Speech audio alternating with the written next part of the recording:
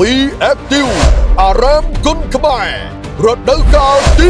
3ចេញដំណើរហើយនៅវត្តសវណ្ណគិរីហៅវត្តភ្នំកំពតស្ថិតនៅសង្កាត់ច្បារមនក្រុងច្បារមនខេត្តកំពង់ស្ពឺជាការចាប់ផ្ដើមប្រកួតប្រជែង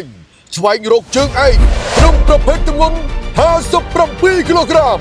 និងមានការប្រកួតពីររាត្រីជាប់គ្នា